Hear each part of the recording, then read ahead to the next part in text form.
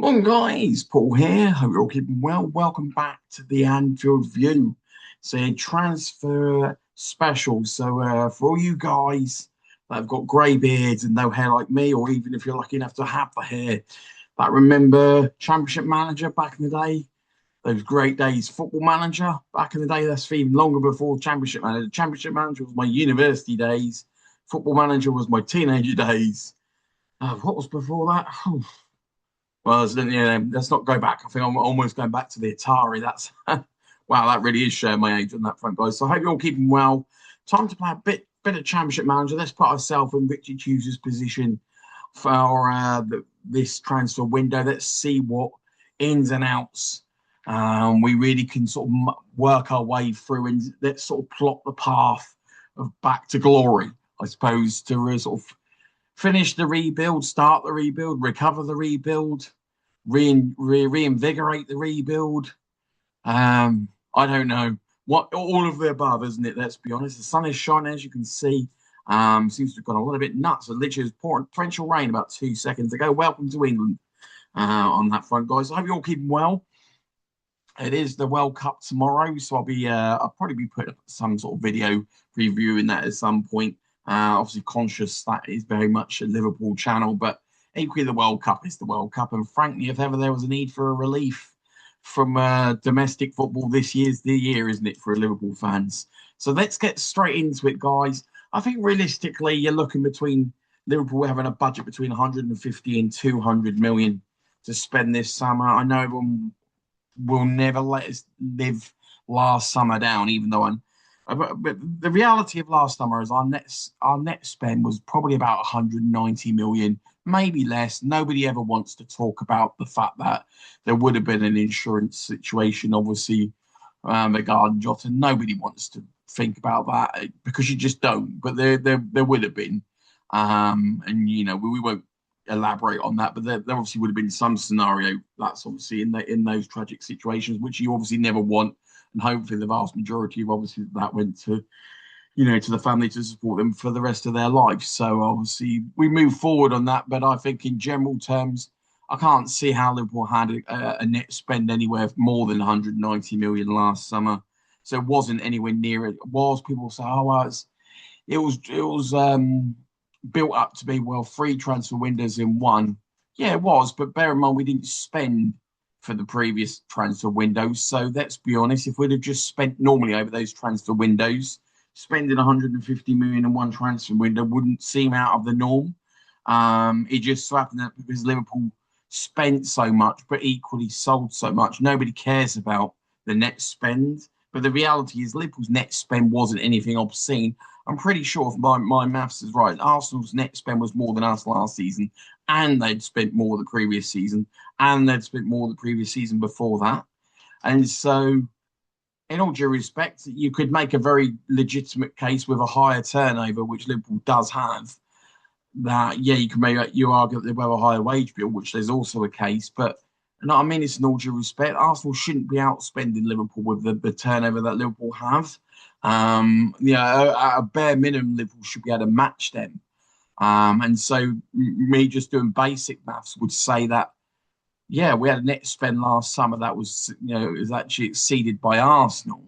And so, in my maths, that means we've got two other transfer windows that we didn't spend anything in that we should still have to spare. Or bare minimum, if you say one of those transfer windows was covered by the vast amount of money that we spend in wages, then we should still have a hefty old amount of money to spend this summer.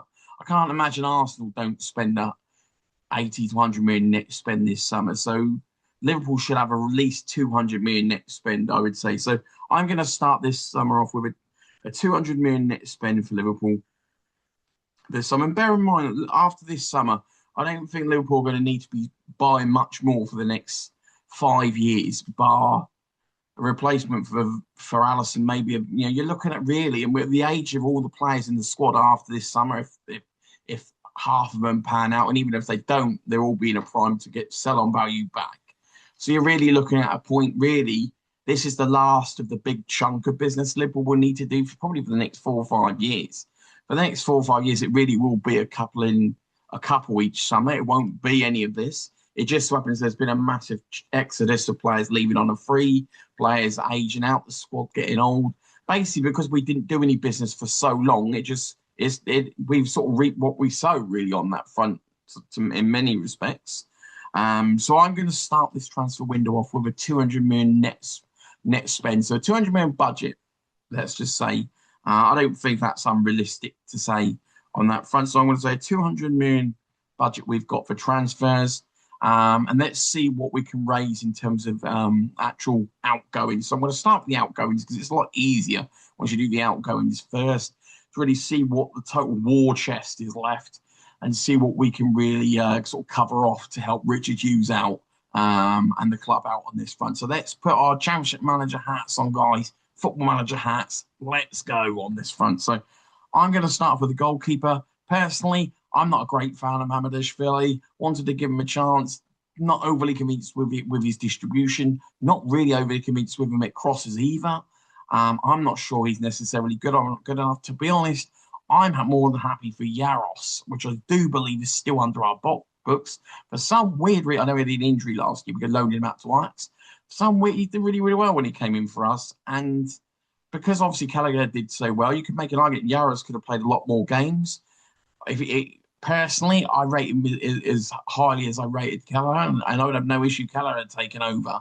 I think Kelleher is better than Mamadashvili, and I think Yaros is at the same level as Kelleher. So for me, this is what I would do. I would sell Mamadashvili this summer, raise 30 million for him. So I'd sell Mamadashvili and I would bring Yaros back. Yaros is on loan at Ajax at the moment. From what I see, I don't believe he's been sold. So I would sell Mamadashvili. I would bring Yaros back.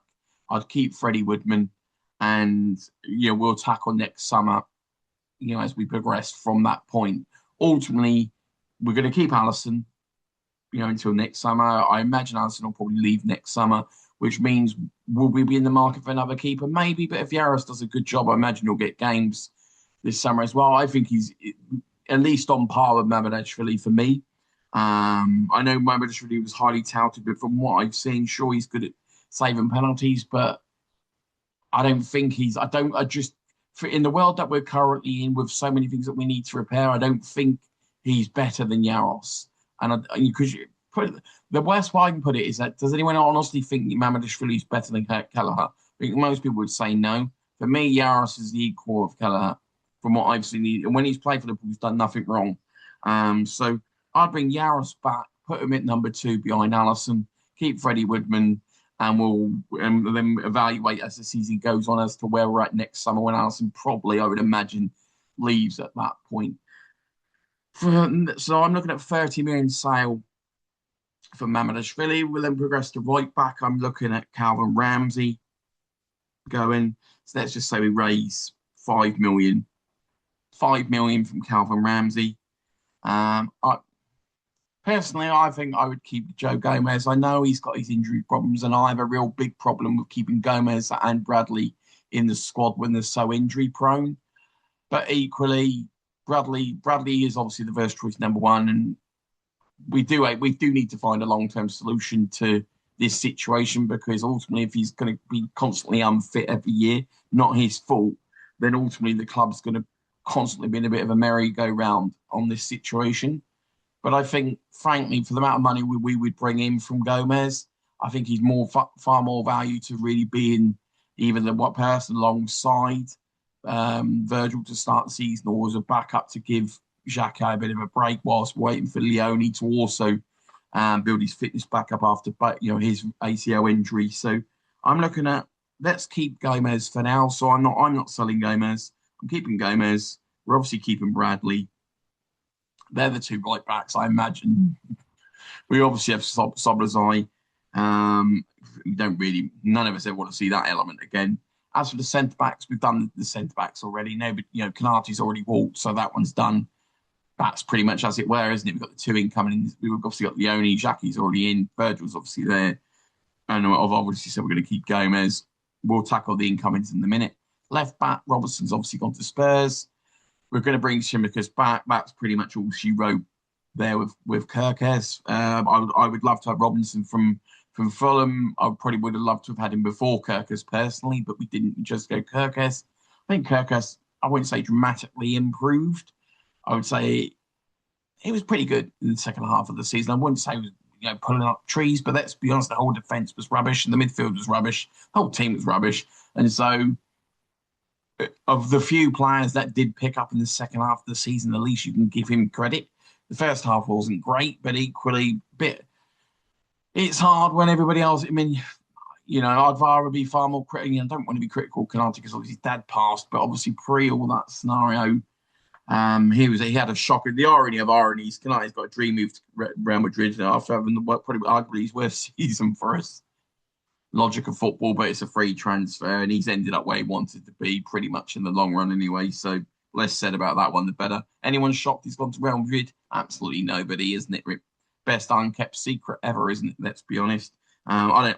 Everyone talks about the contract being signed. In all likelihood, I don't think the contract was ever even that close. He may have thought it may have been close, but ultimately he knew he was leaving on the free. He knew he wanted to play for Real Madrid. He knew what figures they were offering. Club were never going to match. You're never going to match the wages that a player gets on a free transfer. You're just not. And frankly, Clark didn't warrant him after the season that he had.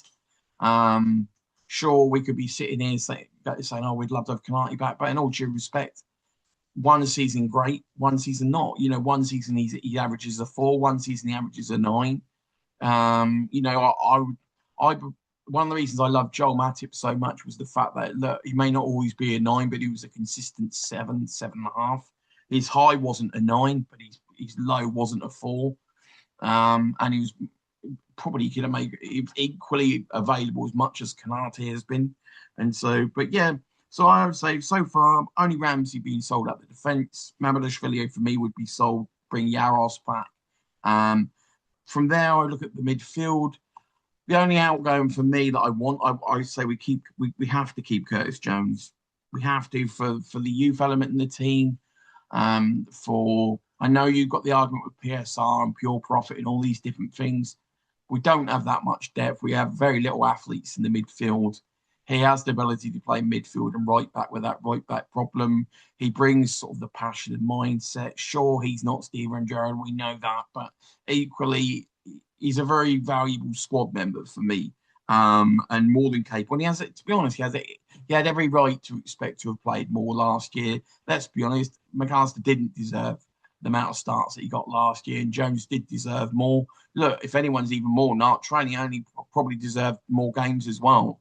My view generally was that McAllister should have started half of the games that 50% less. Sorry, reduction in terms of the number of games. Then it would have been Jones for more if he hadn't played well. Then played Training.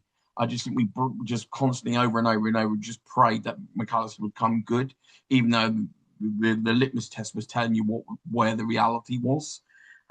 People can ask, it's systems related. It's not systems related that he hasn't got the legs anymore. He's just a combination of injury, combination of wear and tear, combination just where the league requires. People say, the league's changed. I don't think it's changed so much. It did go overly technical. I think you've always needed a physical midfield, but Liverpool went overly one side.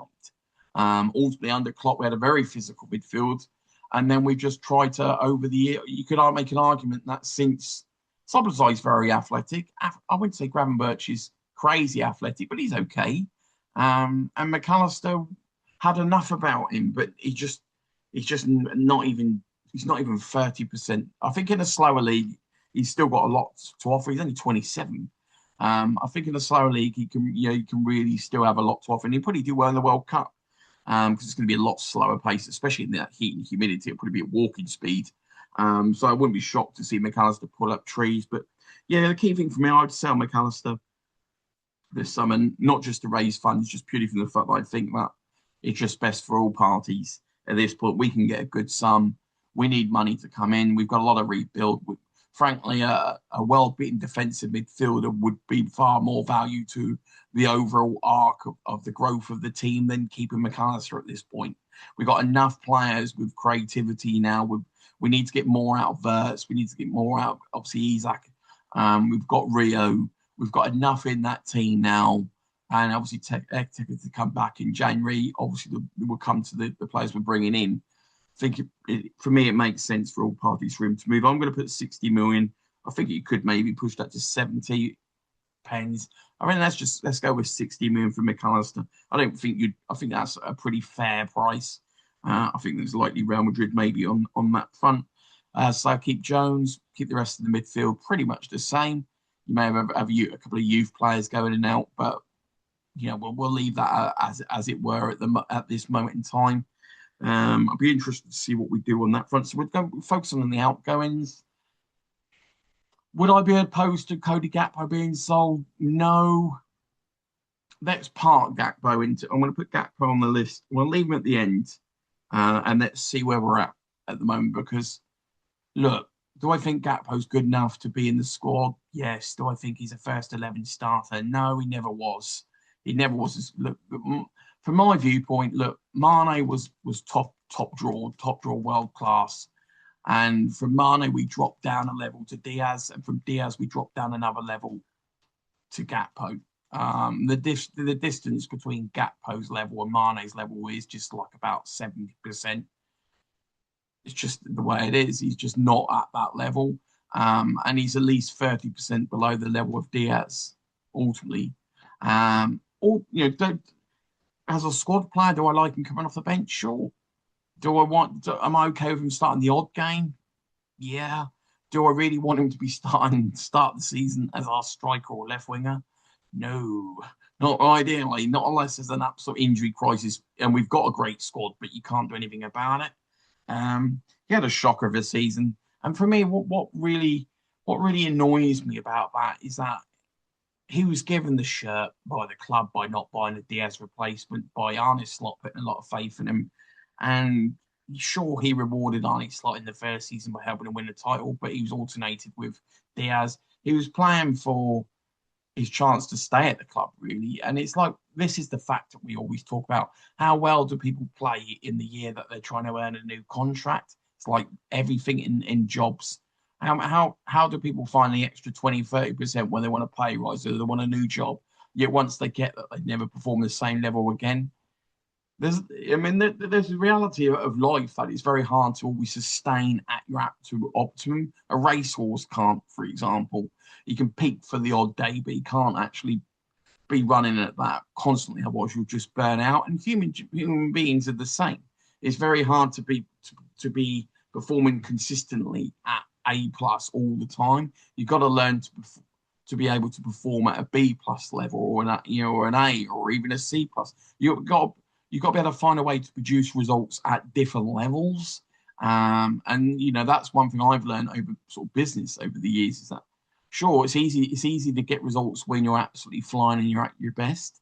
You got to find a way to get results when you're feeling. I mean, I remember winning 6 clients in 1 week when I had pneumonia. I've generated 10 meetings for a client when I had a wisdom tooth taken out, and so you've just got to find ways to get things done. And Gakpo, unfortunately, I think he let Slot down a lot last year. Let himself down. He let Slot down on that. He had a chance to really shine, and instead of shining, he just completely regressed.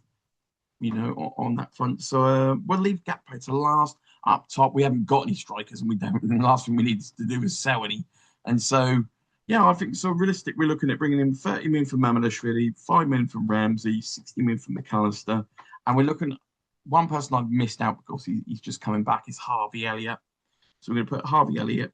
We'll probably sell Harvey Elliott because I'm not sure he's going to be suited to the new regime. As much as I'd like Harvey Elliott in the squad, ultimately, he sort of plays in the Verts position, really. And frankly, we've got so much business that we need to do with the squad. As much as I would love to keep him, I think that if we could get 30 million for Harvey Elliott, that would be invaluable to us. So I'm looking at 30 million Mamadashvili, 30 million Harvey Elliott, that's 60 for McAllister, 125 million for Ramsey. I'm looking at total sales of 125 million. Plus the 200 million budget that we set out at the beginning. So I'm looking at a war chest. Yep, for us to do what we need to do is of £325 million, not euros, we're talking pounds. £325 million on that front, guys. Right, for me, there's non-negotiables that Liverpool have to do to really move forward this summer. Defensive midfielder is priority one, top priority. Whether that's Fernandez, Adam Wharton's not really a defensive midfielder, but really I'm looking at Fernandez, Wharton as sort of two of the midfielders. If we could get both of them, I'm looking at two midfielders, one of them being a defensive midfielder. I'm looking at two wingers and one of them with the ability to be able to also play up top just on the short term for us. So I'm looking at two defensive midfielders, two wingers, and so you're obviously looking at Diamonde. I'm going to put Jared Bowen on that front as well. And then you're looking at a centre back or a right back or a right back that can play centre back. And so that's Slotterback that everyone keeps talking about from Holland. So my general thoughts are, I don't know whether we're going to get Diamonde. He's expressed that he wants to play for PSG. Whether PSG want to buy him if they don't sell anybody because they don't need to buy him. I mean, they're stacked up to the eyeballs in terms of talent as it is. So if PSG don't sell anybody, will that sort of, does that leave Liverpool in the box seat for Diamonde? I suppose so, but Leipzig aren't exactly indicating that they're trying to obviously put him on a new contract. That's probably just to protect his value, but they're not really showing that much ease of selling him right now. He's only 19. We had that scenario with Naby Keita with them that we had to wait a year to get him. We only got Szoboszlai because he had a release clause. I'm not entirely convinced. We seem to be the ones that are pushing him for him the most, but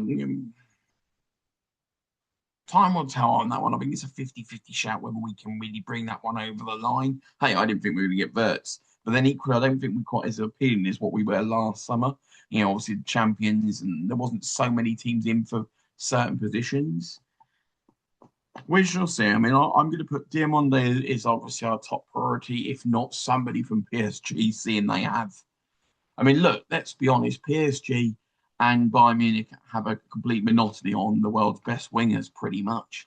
PSG, Bayern Munich, and Man City have pretty much all the best wingers.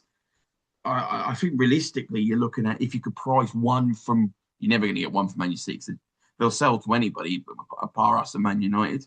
So realistically, you're looking at somebody from PSG from their winger brigade, somebody from Bayern Munich from their winger brigade. I don't see Bayern Munich selling to us anytime soon either. Or Diamonde. If you can't get anybody from there, maybe somebody from Bournemouth, somebody from Brentford.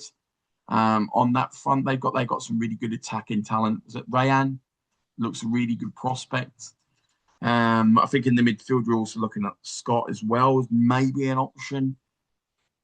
I think that's really realistically where you're sort of shopping at, really, I would say. So I'd say Diamonde is going to cost about 90 million, I think, roughly. Probably about, I would say about 90 million. I don't know how much will be made up of add-ons. It could be 80 plus add-ons. So let's just say 90 million total package. It could be 80 million plus add-ons. So say no 90 million. That's going to take out. That takes down to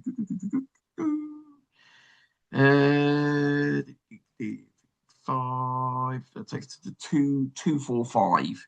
245 after Diamonde. Jared Bowen's probably going to cost us 35. So that'll take us down to 210. I would say let's just say we can get Fernandez and Wharton. That's going to cost you probably 160 million, 170 million. Let's just say 160 million for the two. Probably, maybe you may get it may be 140 to 160. That would leave you with what, 55 million left. So you could get Fernandez and Wharton, let's say for 160. Get Diamande and Bowen for another 120, leaving you around sort of 40 to 50 million left. Gives you room to get maybe slot back and maybe a cheaper option of some, maybe a loan signing right back. I don't know, some be a bit more creative around that area because they're really short. Really, Bradley is the solution, but obviously I don't know where we're at long term. So really thinking that Scott, Fernandez, Wharton. Look, I like Elliot Anderson, but it looks like he's probably going to go to Man U City. I would imagine if Rodri goes to Real Madrid, and he may go to Man U City anyway before they let Rodri go, or he may go to Man United. Um, yeah, I would say looking at Diamande, you're looking at Bowen, you're looking at Rayan. Uh, there is, like I say, PSG have got plenty of great wingers. I would take almost all of them over what we have. Well, we don't have any by Rio at the moment, so I would take any. I'll take all of them and any of them. On that front, and Bayern Munich likewise. On that front as well. And so we shall see really on that front. But I think there's ways in which, look, I've just run through the maths of it. We can get Fernandez, we can get Wharton, we could get Diamande, we can get Bowen. Or Scott instead of Fernandez, or Scott Fernandez instead of Wharton. That would give us two more midfielders, two more wingers. One of those wingers can also play as a striker just on the short term, and they so can play both positions. That enables us to have basically somebody to alternate with Rio. So we'd have three wingers essentially in the team with a break glass option of Averts. You don't really want it, but a break glass option of Averts as well on that front. And obviously, when Ekateke comes back, in the new year, you've also got a situation where if you look at the lineup, then if we were to able to, we broke down, there's more than enough money to do it. So with this, sell Mamadashvili, sell Ramsey, sell McAllister, sell Elliott, that raises 125, invest 200 net of our own money. And equally, that would bring us a total spend of 325, but realistically, it's only a net spend of 200. Look, knowing the club the way we all know the club, if we raise 125, they'll probably want the net spend to be closest to 100 or 150 rather than 200. So they may well do two midfielders, two wingers, and nothing else, and try and get the net spend down to 150. Look, I thought. There is possible. There is ways to do two midfielders, two defenders, two midfielders, two wingers, and only have a net spend of 130 million, which I think the club would find is pretty good business, and that would be the vast majority of the squad done. I know people will say, well, you don't want to sell Mamadashvili. For me, I think Yaros is equally as good. I think it's time to move Ramsey on. I think it's time to move McAllister on. As much as I love Elliott, would be the similar scenario. So that would leave us really, if we work back from sort of top, you would have Isak, you would have Ekateke, obviously January, so we try not to think that much, but obviously in general, you would have, let's say, Jared Bowen, who can also play up there as like sort of a break class option. So we'd have that. On the left wing, you're going to have the new winger, you're going to have Rio, and maybe Verts at a break glass. On the right wing, you're going to have you're going to have a new winger, sorry, apologies. And you're going to have Frimpong as a backup. I know, but equally, you can't.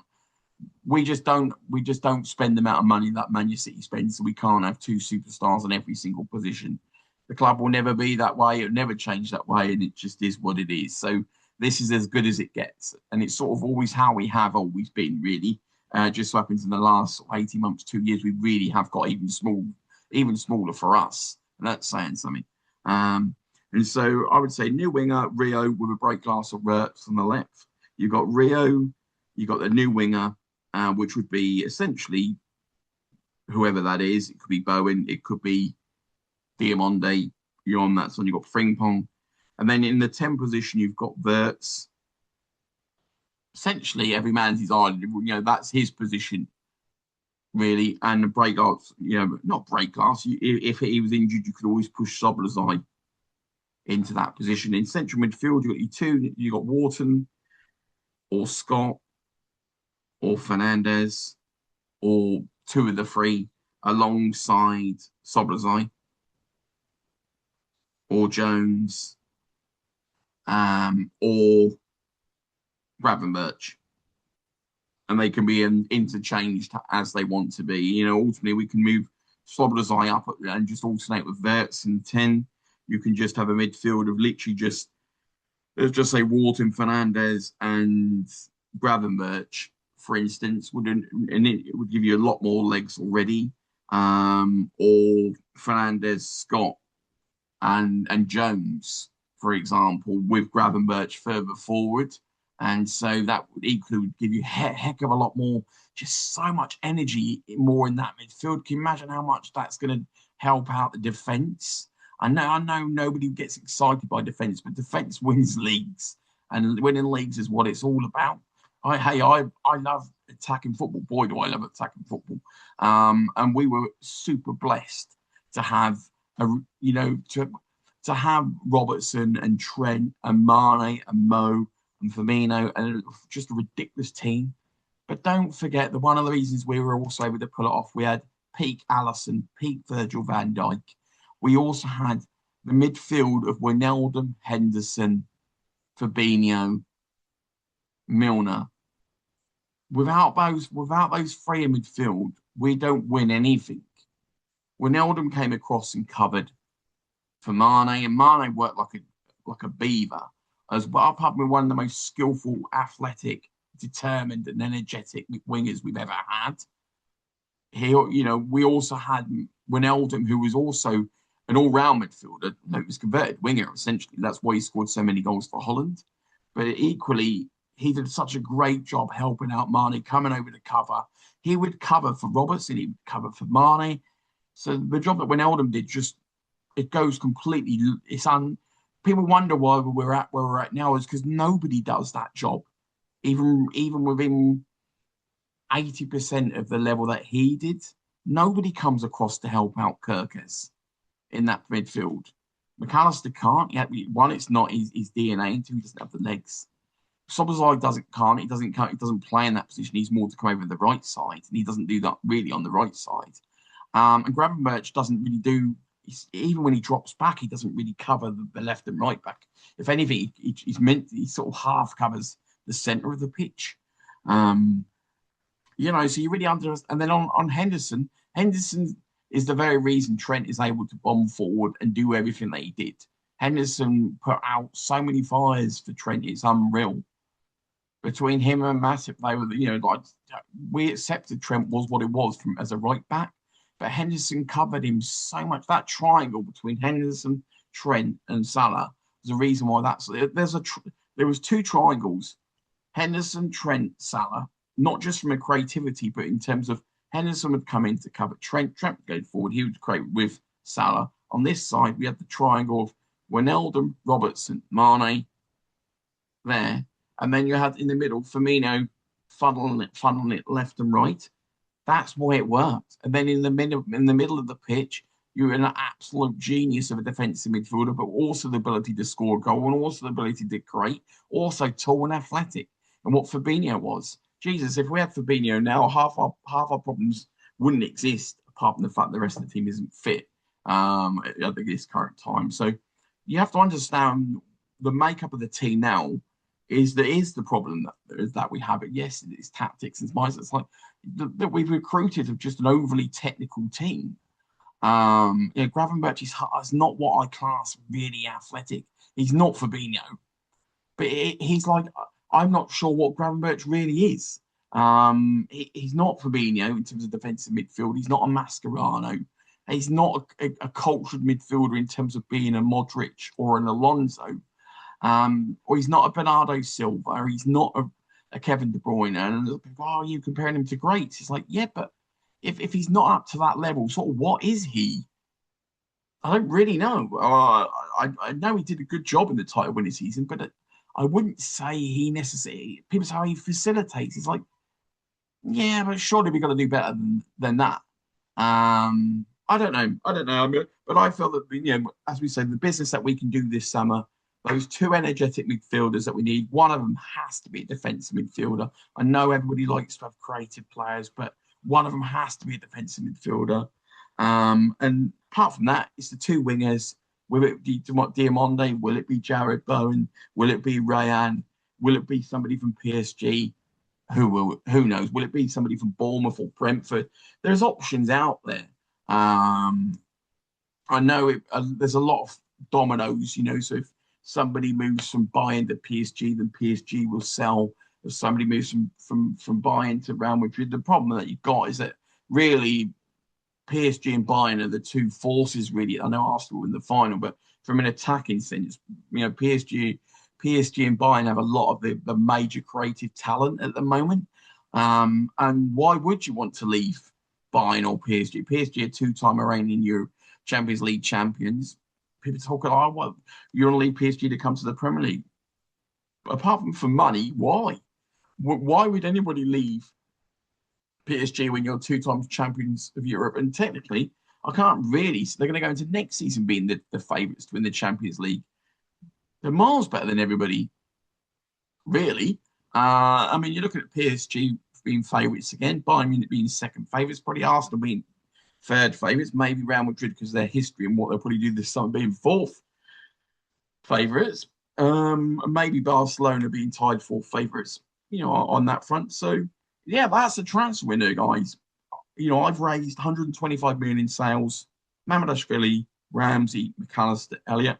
Great to hear your thoughts. Please like, subscribe, leave your comments in there as well. Any suggestions for you guys? Anyone that you would sell? What are your thoughts on Yaros? I mean, I've always been a big fan of Yaros. I've rated him as highly as Gavin Keller.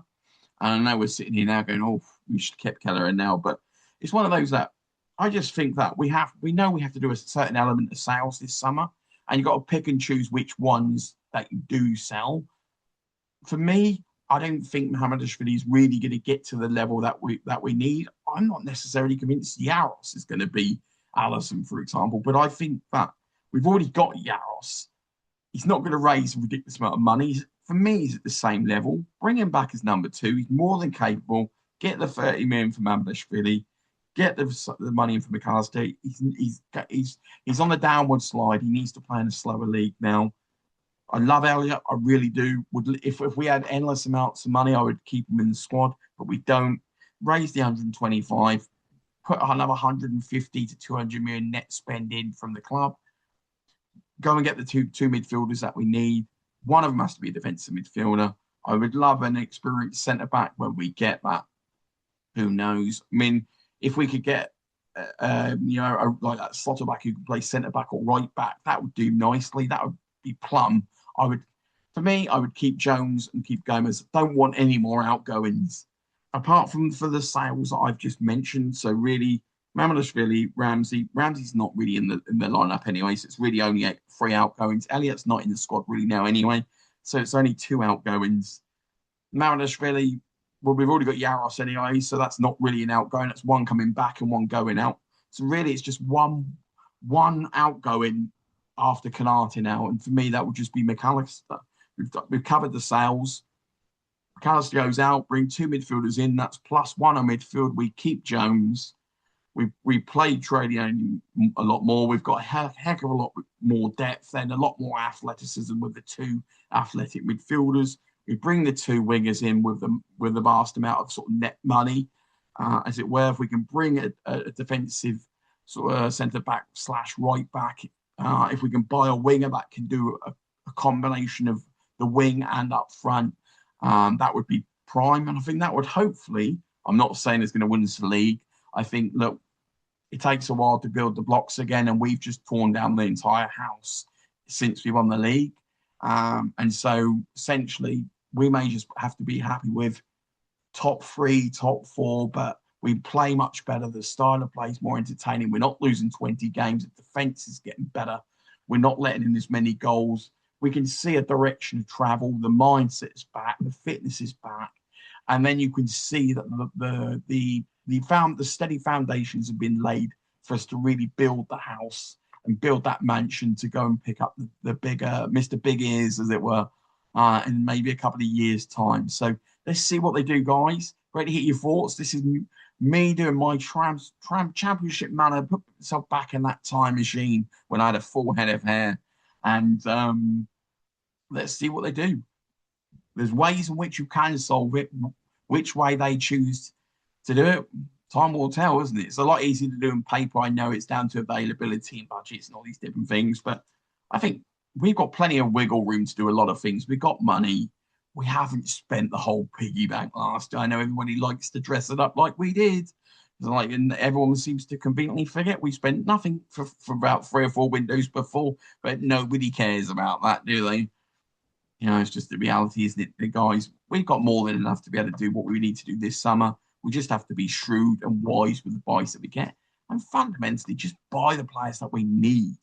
And I don't think we look. We got my analogy would be we got a heck of a lot of cake toppings, and boy, do I love those cake toppings. Last summer, I love Verts. I think we can get Verts back to where he needs to be for us.